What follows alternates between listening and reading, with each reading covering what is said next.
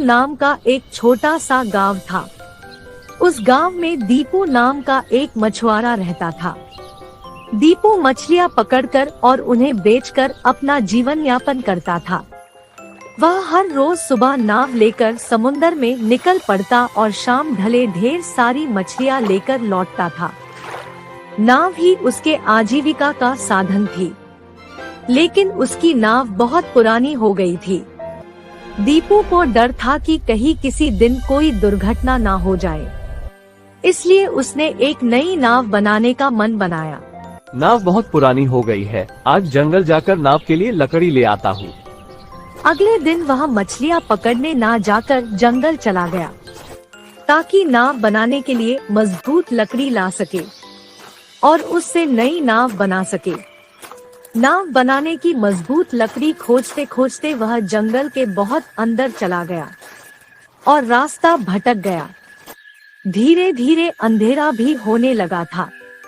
अब तो बहुत अंधेरा हो गया है और मैं रास्ता भी भूल गया हूँ।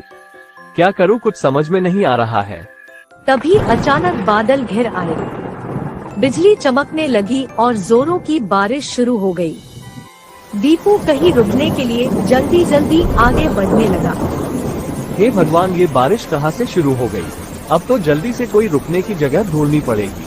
तभी दीपू को एक झोपड़ी दिखाई पड़ती है। उस झोपड़ी की खिड़की से लालटेन की रोशनी नजर आ रही थी।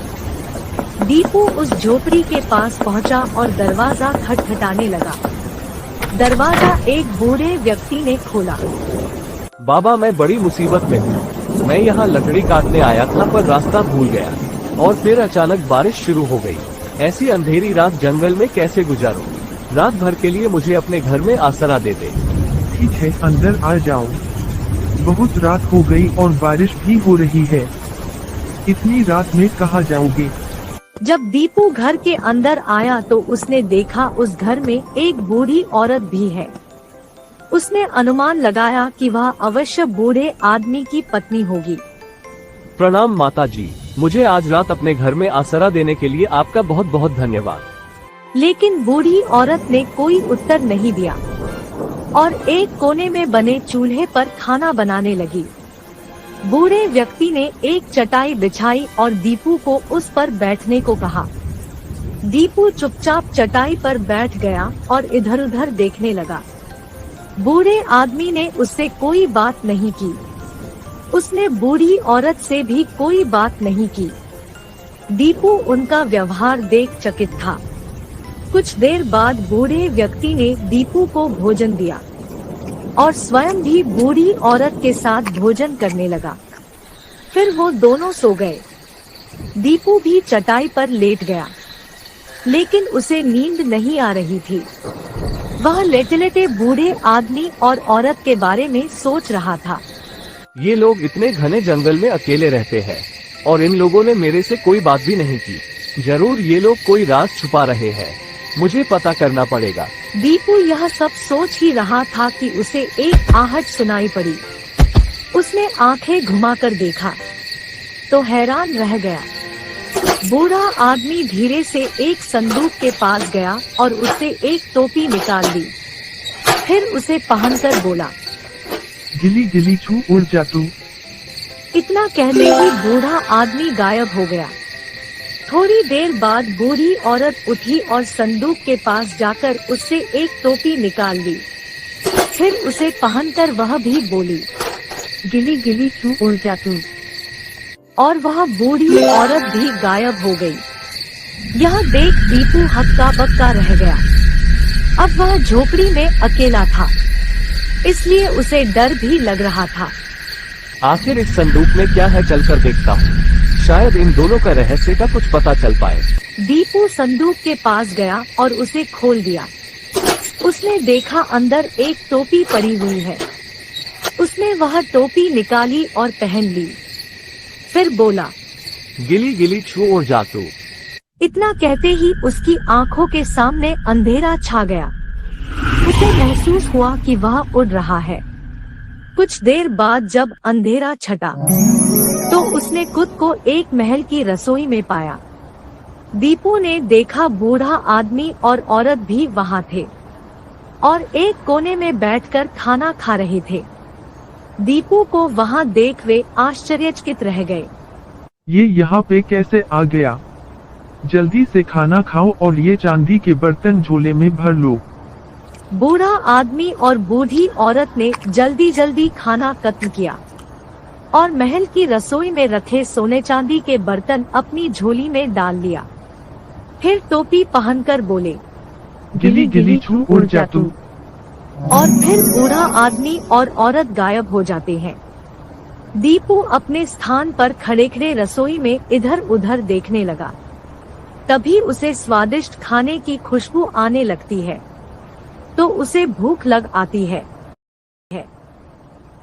बहुत अच्छी खुशबू आ रही, मैं भी पहले कुछ खा लेता हूँ, फिर बाकी चीजें देखूंगा। दीपू ने पेट भर कर खाना खाया।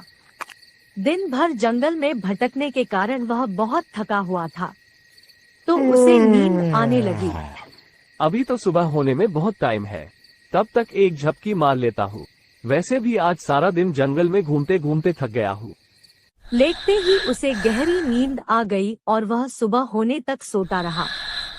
सुबह जब राजमहल का रसोइया रसोई घर में आया तो एक आदमी को वहां सोते देख चौंक गया। वह तुरंत सैनिकों को बुला लाया। सैनिकों ने दीपू को जगाया और उसे रस्सी से बांध दिया और उसे राजा के सामने प्रस्तुत किया गया। महाराज, आज हमने उस चोर को पकड़ लिया है जो रोज महल की रसोई से सोने चांदी के बर्तनों की चोरी किया करता था। नहीं महाराज, मैं चोर नहीं हूँ, मैं तो गलती से यहाँ आ गया। आपने गलत आदमी को पकड़ लिया है। अच्छा, अगर तुम चोर नहीं हो तो फिर कौन चोर है? और तुम रसोई घर में कैसे आ गए? चोर तो एक बूढ़ा आदमी और एक बूढ़ी औरत है। मैं तो उन्हें ढूंढते ढूंढते गलती से यहाँ आ गया। अच्छा, अपनी चोरी को छुपाने के लिए तुम दूसरे पर इल्जाम लगा रहे हो। सैनिकों, इस चोर को खंभे से बांधकर जिंदा जला दो। मगर महाराज, मेरी बात तो सुने, मैं बेकसूर हूँ। राजा के आदेश पाते ही सैनिक दीपू को लेकर नगर के चौराहे पर पहुँचे। वहाँ एक चबूतरे पर लकड़ी का एक बड़ा सा लट्ठा लगा हुआ था। दीपू को उससे बांध देते हैं, फिर उसके चारों ओर आग लगाने के लिए लकड़ियाँ रख देते हैं। राजा सहित नगर की सारी प्रजा महल के चोर का मृत्युदंड देखने वहाँ एकत्रित थी। दीपू अपना अंतिम समय देख सोचने लगा कि बिना प्रयास किए मरने से अच्छा है बचने का एक प्रयास कर लूं।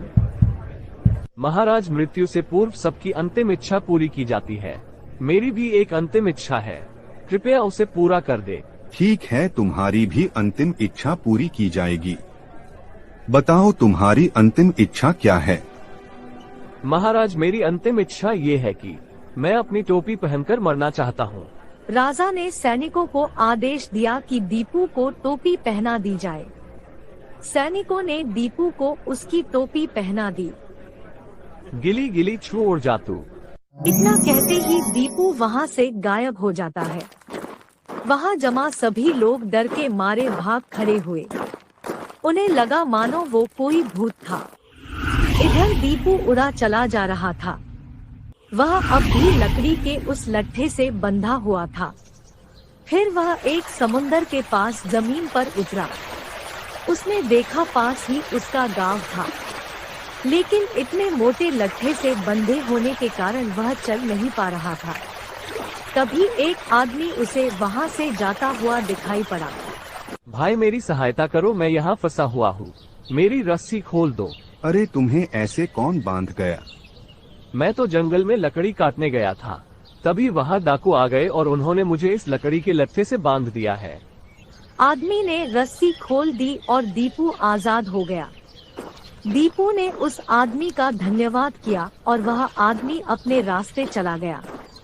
फिर दीपू ने देखा कि जिस लकड़ी के लट्ठे से वो बंधा हुआ था वह नाव बनाने के लिए उपयुक्त था।